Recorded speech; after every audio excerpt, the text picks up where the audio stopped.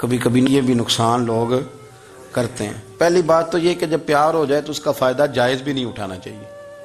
جس نے فائدہ اٹھا لیا تو اس نے تو استعمال کیا نا۔ تو ہوتا ہے ہمارے گھروں میں کہ اگر بچہ اماں کے قابو میں تو پھر اماں جو دل کرتا ہے کراتی ہے، اور جو اس کو کہہ دیتی ہے پھر وہ کہتا ہے اوہو میری اماں نے آکھیا ہے، پر وہ ڈنڈا اٹھا لیتا ہے، آؤ دیکھتا ہے نہ تاؤ دیکھتا ہے۔ یہ بھی ایموشنل کرنا ہے، کر لیتے ہیں لوگ۔ بیٹی کو بھی پتہ چل جائے نا ابا میری بات مانتا ہے، تو وہ سارے بچے کہ نا سیر کرنے جانا ہے تو ابا جی کو کون منائے گا، تو کہتی ہے تسی چپ کر جاؤ، ابا جی کو میں بات کروں، اسے پتہ ہے میرے سے پیار کرتا ہے۔ اب بات کو سمجھ لیں، یہ ایک ایموشنل کرنے کا طریقہ ہوتا ہے، لوگ کر لیتے ہیں، اور وہ بندہ چونکہ پیار کر رہا ہوتا ہے تو پیار کرنے والا بہرحال کہیں نہ کہیں پھر قابو آ جاتا ہے۔ وہ استعمال بھی ہو تو ہو جاتا ہے، لیکن وہ بندہ ٹھیک ہوتا ہے، کیونکہ وہ استعمال ہو بھی رہا ہے تو ہو تو پیار میں ہی رہا ہے نا، پیار میں ہو رہا ہے نا۔ سمجھ لیں میری بات کو۔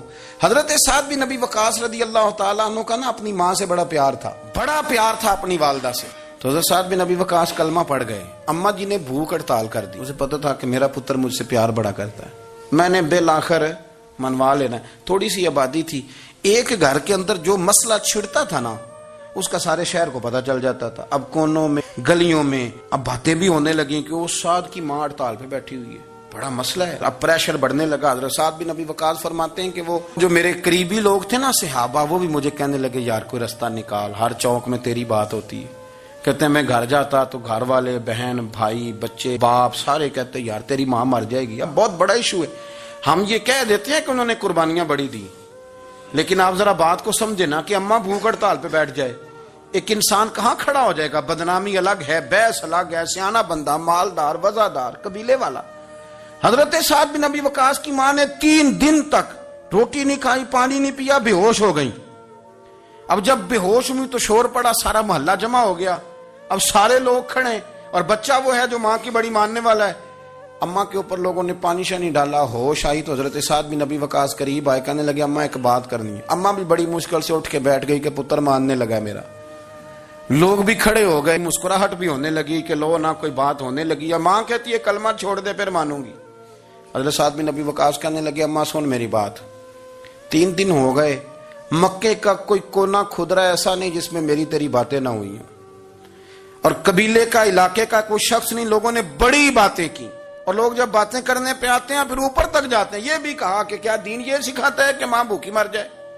یہ بھی لوگوں نے کہا میں نے ہر شے سنی برداشت کی، اماں اب تو میری بات کان کھول کے سن لے۔ ماں کہنے لگی وہ کیا؟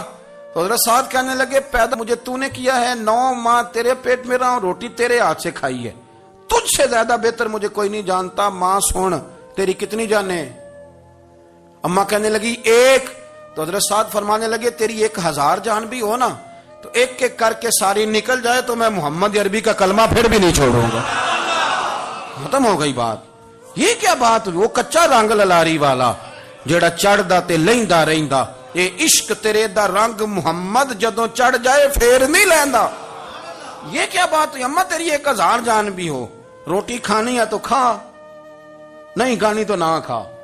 یہ لفظ کہتے ہیں حضرت سعد بن ابی وقاص رو پڑے، آنسو آ گئے، لفظ کہہ کے باہر نکلے، مجمع چھٹ گیا، جس نے جو مطلب لینا تھا لیا، جس نے جو کہنا تھا اس نے کہا۔ حضرت سعد چلے گئے، شام کو گھر آئے تو اماں روٹی کھا رہی تھی۔ تو حضرت سعد فرماتے ہیں کہ محلے کی بیویاں کہنے لگی روٹی کیوں کھا رہی ہو؟ تو ماں رو پڑی، کہنے لگی پتر میرا ہے، میں نے پیدا کیا ہے، میرے پتر نے کبھی ضد نہیں کی، اس کے دل میں کچھ ہے اتر گئی ہے، کوئی ہے، کوئی کچا پکا جذبہ ہوتا تو میں تو 2 آنسو بہاتی تھی تو میرا پتر لوٹ آتا تھا، پر کسی رستے کا مسافر بن گیا ہے، اب کہیں پہنچ گیا ہے، اور میں اس کا درد سمجھ گئی ہوں، جہاں گیا ہے اب وہاں سے یہ لوٹ سکتا۔ آپ سمجھیں اتنا تگڑا ایمان جن لوگوں کا، ان کے بارے میں لوگ ڈسکس کریں گے۔ ان کو نا قرآن پاک نے بطور نمونہ بیان کیا ہے۔ اللہ فرماتے ہیں ایمان اس طرح کا جس طرح میرے نبی کے صحابہ کا۔ یہ منافقوں کی بات ہو رہی ہے پہلے سے بارے میں، وَإِذَا قِيلَ لَهُمْ آمِنُوا كَمَا آمَنَ النَّاسُ، جب ان سے کہا جائے کہ ایمان اس طرح لاؤ جس طرح میرے نبی کے صحابہ لائے، قَالُوا أَنُؤْمِنُ كَمَا آمَنَ السُّفَهَاءُ، تو وہ کہتے ہیں اس طرح ایمان لائیں جیسے بیوقوف لائیں، یہ تو بیوقوف ہے، ہر شے نبی پاک پہ قربان کر رہے ہیں۔ تو اللہ فرماتے ہیں الا انہم هم السفہاء، خبردار ہو جاؤ میرے نبی پاک کے غلاموں کو بیوقوف کہنے والو تم بیوقوف ہو۔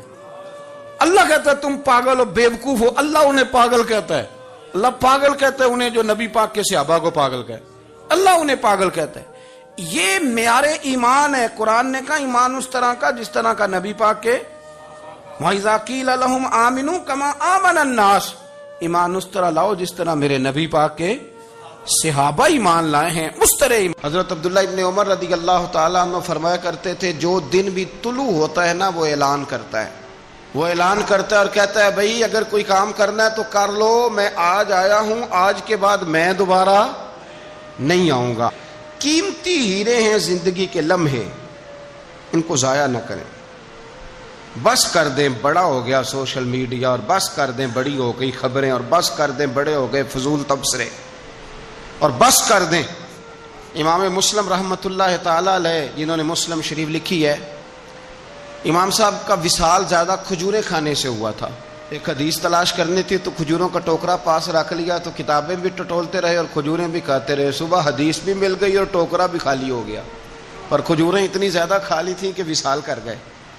کسی نے ان سے کہا کہ روٹی نہیں آپ کھاتے, زیادہ کھجوریں کیوں کھاتے ہیں؟ تو آپ فرماتے ہیں میرا کام ہے حدیث تلاش کرنا, میرا کام ہے حدیث کی سند پر بات کرنا, مسلمانوں کو صحیح اسناد کے ساتھ ان کے پیارے نبی صلی اللہ علیہ وسلم کی خوبصورت باتیں ان تک پہنچانا. تو فرماتے تھے روٹی کھاؤں نہ تو مطالعے میں فرق آتا ہے, روٹی توڑنے پر بھی توجہ جاتی ہے, پھر سالن لگانے میں توجہ جاتی ہے. تو کھجور جو ہے یہ منہ میں رکھ کے نہ تو پڑھتا بھی ساتھ ساتھ رہتا ہوں. تو روٹی کھانے اور کھجور کھانے میں مجھے فائدہ یہ ہوتا ہے کہ کھجور کھاتے کھاتے میرا دین کا کام جاری رہتا ہے. اپنے اوقات کو ضائع نہیں کریں. آپ وہ کتابیں جو ہمارے بزرگ لکھ گئے وہ ہم سے ساری پڑھی نہیں جا سکتی, ان کے وقت میں برکت تھی, ہم نے بڑا ٹائم ضائع کر لیا ہے, اس کو ضائع نہ کرو. ایک تو کوئی چیز فضول نہیں, اپنے اوقات کو بچائیں. جو ٹائم بچ جائے وہ ذکر الہی میں لگا دیں, تلاوت قرآن میں لگا دیں, اللہ کی عبادت میں لگائیں. پڑھنے اور لکھنے میں وقت کو آپ یقین کریں بہت سارے لوگ ہیں فارغ ہیں, کبھی کبھی بڑا اہم اور ضروری کام کرنا ہوتا ہے تو بعض دوست ملنے کے لیے آ جاتے ہیں. اب ایک ریسرچ جاری ہے, میں ایک تفسیر کو دیکھ رہا ہوں, مجھے ایک بڑا اہم کام کرنا ہے. ایک دوست ملنے کے لیے آیا ہے اور اس سے پوچھا صاحب آپ کیسے ہیں؟ تو کہنے لگا میں فارغ تھا, تو میں نے کہا چلو پیر صاحب کے پاس چلتا ہوں. تو میں اس سے یہ کہہ رہا ہوں کہ میاں جب میں فارغ ہوں گا تو تب آپ کو آنا چاہیے تھا نا, آپ اس کو وقت گزارنے کا ذریعہ تو نہ سمجھیں. اور پھر اگر آپ آئے ہیں تو آپ کو علمی بات کریں, آپ کو دین کی بات پوچھیں, میں آپ کے ساتھ ڈسکس کروں. آپ اگر آ کے اپنے محلے کے کونسلر کی بات چھیڑیں گے تو نہ وہ ہمارے کہنے سے سیدھا ہوا ہے اور نہ اس نے ہونا ہے. تو ہم نے فضولیات میں, ابحاث میں, بحثوں میں الجھ کا ٹائم ضائع کیا. پلٹ کے دیکھو زندگی میں کتنا وقت ضائع ہوا ہے. یہ کبھی دوبارہ ہمارے ہاتھ یہ کبھی ہاتھ نہیں آئے. میرے نبی پاک علیہ السلام نے فرمایا جنتی کبھی افسوس نہیں کریں گے, پر اس بات پر جنتی بھی افسوس کریں گے کہ یار وہ 4 لمحے ضائع کیوں ہو گئے. حضرت عبداللہ ابن عمر گزر رہے تھے تو ایک قبر پر نظر پڑی آپ کی, تو آپ نیچے اتر آئے گھوڑے سے, تو تھوڑا سا سائڈ پہ مصلی بچھایا اور 2 رکعت نماز ادا کی. پھر سفر شروع ہوا تو آپ کے خادم جو ساتھ تھے وہ عرض کرنے لگے حضور آپ کی اس بات کی سمجھ کوئی نہیں آئی کہ آپ نے گھوڑے سے اترے اور صرف 2 رکعتیں پڑھی اور چل دیے. تو آپ فرمانے لگے کہ میں جب گزر رہا تھا تو میرے دل میں خیال آیا کہ یہ جو قبر میں لیٹا ہوا ہے نا, یہ تو ترس گیا ہوگا کہ مجھے 2 رکعتوں کا وقت ہی مل جائے.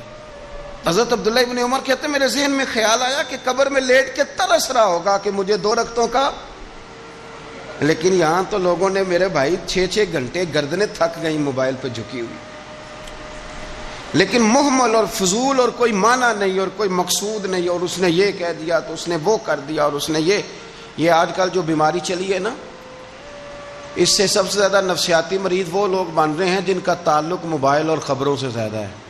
اور اگر میں کہہ دوں کہ 90% لوگوں کا تعلق ہے اس کے ساتھ, تو میری بات غلط تو نہیں؟ کیونکہ ہر وقت ہم اسی کو دیکھتے رہتے ہیں, ادھر یہ ہو گیا, ادھر وہ ہو گیا, ادھر ایسے ہو گیا. تو وہ چیزیں ہماری نفسیات کو, گھروں کے اندر بیٹھے بہت سارے لوگ بیمار ہو گئے اور ذہنی مریض بن گئے. کیوں؟ اس لیے کہ انہوں نے اپنا دل نہ قرآن پاک میں لگایا، نہ تلاوت میں لگایا، نہ اذکار میں لگایا، نہ وظائف میں لگایا، نہ ہماری طبیعت ہے یہ کام کرنے کی، تو الٹا سیدھا سوچ ساچ کے تو ہم الجھ جاتے ہیں۔ یہ گھروں میں جھگڑے زیادہ کیوں ہوتے ہیں کہ بہو ذکر نہیں کرتی اللہ کا، ساس کے خلاف ہی سوچتی رہتی ہے، اور ساس ناراض نہ ہو، ساس و سسر جن کی عمر اب اتنی زیادہ ہو گئی ہے کہ اب اگلا سٹیج دنیا سے جانے کا ہی ہے، وہ بھی اتنی توجہ کرتے ہیں کہ یہ میرا بیٹا کیا آج شام کو مٹھائی کا ڈبہ لایا ہے کہ یہاں وہ مالٹے سیب لایا ہے۔ اگر ساری توجہ ادھر دینی تھی تو اس سے زیادہ بہتر نہیں تھا کہ مسئلے کو وقت دیتے؟ اتنی باریکی سے لوگوں کا خیال نہ رکھیں، اپنا خیال رکھیں۔ سارے لوگ ہی حکمت والے تھے، سارے لوگ ہی شانوں والے تھے، حضور کے ہر صحابی کی بڑی عظمت ہے۔ کیا شان ہے جناب صدیق اکبر کی، اور کیا مرتبے ہیں حضرت فاروق اعظم کی، اور کیا کمال ہے حضرت عثمان غنی کا۔ لیکن چونکہ ہر پھول کی اپنی خوشبو ہوتی ہے، جو دانائی، جو علم، جو فقاہت، جو اسلوب اللہ نے مولا علی شیر خدا کو عطا فرمایا تھا، جو شانیں اللہ نے مولا کائنات کو عطا فرمائی تھی، وہ تو حدیث آپ نے کئی دفعہ سنی ہوگی کہ حضور نے فرمایا میں علم کا شہر ہوں اور علی اس کا دروازہ ہے۔ میں آج آپ کو ترمذی کی ایک اور حدیث سناتا ہوں۔ نبی پاک علیہ الصلوۃ والسلام نے فرمایا انا دار الحکمت، انا دار الحکمت، انا دار الحکمت۔ کیا خوبصورتی ہے اور کیا شان ہے میرے نبی پاک کی۔ حضور فرمانے لگے میں حکمت کا گھر ہوں، میں حکمت کا گھر ہوں، انا دار الحکمت وعلی بابھا، میں حکمت کا گھر ہوں اور علی اس کا دروازہ ہے۔ علی اس کا دروازہ ہے، اس گھر کا جو گھر حکمت کا خود رسول پاک کی ذات ہے۔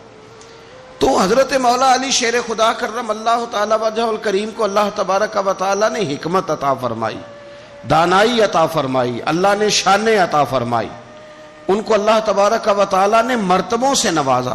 اچھا ہمارے ہاں یہ بھی ہوتا ہے کہ جو پہلوان آدمی ہوتا ہے نا میدان میں لڑنے والا پہلوان، وہ اکثر سیاڑا نہیں ہوتا الا ماشاءاللہ۔ جو کوئی پہلوان جو ہوتا ہے وہ کئی دفعہ عقل مندی والا معاملہ اور فیصلہ نہیں کرتا، لیکن حضرت علی کا کمال یہ ہے کہ ان سے بڑا دلیر بھی کوئی نہیں اور ان سے زیادہ سیاڑا بھی کوئی نہیں۔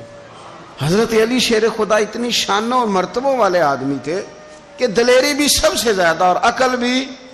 حضرت عبداللہ ابن مسعود رضی اللہ تعالیٰ عنہ فرماتے ہیں کہ اگر حکمت کے 10 حصے کیے جائیں نا دانائی کے، تو اللہ نے 9 حصے مولا علی کو عطا فرمائے اور ایک حصہ باقی ساری کائنات کو عطا فرمایا۔ بڑے فہم والے، فراست والے، دانائی۔ ایک بندہ آ گیا غیر مسلم تھا، تو کہنے لگا میرے کچھ سوالوں کے جواب ہیں پر کسی نے دیے نہیں کبھی۔ پہیلیاں ہوتی ہیں نا کچھ لوگوں کے، سوال اور ہوتا ہے پر پہیلی تو بعض لوگوں نے پہیلیاں، لیکن جن کو اللہ فہم کی دولت دے نا ان کے سامنے بھی پھر کوئی پہیلی نہیں رہتی، کوئی راز نہیں رہتا۔ تو جب اس نے آ کے بہت بڑا دعویٰ کیا کہ اگر کوئی میرے سوال کا جواب دے تو میں مان جاؤں، تو پھر مسلمانوں نے کہا کہ نہیں، تو نے بڑا ہی دعویٰ کر دیا ہے، تو شے کوئی نہیں، وہاں تو بڑے مان گئے، تو ہمارے ساتھ۔ حضرت مولا علی شیر خدا کے پاس لے گئے تو اس نے بڑے مشکل سوال کیے۔ پہلی بات وہ کہنے لگا آپ مجھے 2 ایسے دوست بتائیں جن میں کبھی لڑائی نہیں ہوئی۔ تو حضرت علی کہنے لگے تو بڑے دعوے کر رہا تھا کہ میں بڑے لمبے سوال پوچھوں گا۔ وہ 2 دوست جن میں کبھی لڑائی نہیں ہوئی وہ جسم اور روح ہیں بھی کٹھے ساتھ رہتے، دوست بھی ہیں، پر کبھی آپس میں لڑائی، بڑے گناہ کرتا ہے جسم پر، روح ناراض نہیں ہوتی، وہ ساتھ ہی رہتی ہے۔ اس کی آنکھیں کھل گئیں، اس کو تو کبھی جواب ہی نہیں ملا تھا۔ کہنے لگا اچھا وہ 2 ایسے دوست پھر بتائیں جن میں کبھی صلح نہیں ہوئی۔ تو فرمایا وہ موت اور حیات ہیں، جب موت آتی ہے تو پھر زندگی باقی، ان کی صلح نہیں ہو سکتی، اکٹھے رہ ہی نہیں سکتے۔ اللہ اکبر۔